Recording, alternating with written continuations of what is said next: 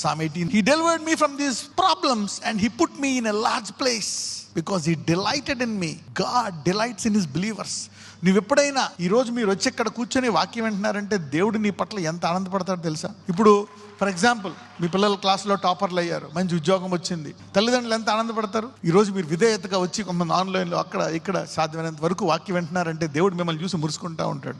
He delights in you, he loves. మీరు అనుకోవచ్చు ఆయన వస్తున్న అలవాటు అయిపోయింది, ఏం చేశాడు ఈ దేవుడు అని. But he is happy, he rejoice in you. రేపు పొద్దున్న పరలోక గుమ్మముల దగ్గర ఆ సహోదరు నాకు తెలుసు దోర్ది అంటాడు. ఆ public popular 10 million views, 20 million views, ఆ వ్యూస్ కొరకు పబ్లిక్ పాపులారిటీ కొరకు వెళ్ళిపోయిన వాళ్ళు ఎవరంటారు? ఆపుకోనే భయ్యా అంటాడు అక్కడ దూత. నువ్వెవరో నాకు తెలీదు. You know that, you think that God is not watching? ఆయన దగ్గర కొన్ని ఉంటాయండి cherubs. God has cherubs. The cherubs are filled with ice.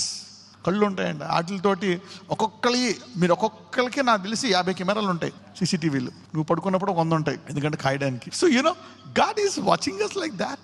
We are one of the safest persons in the planet.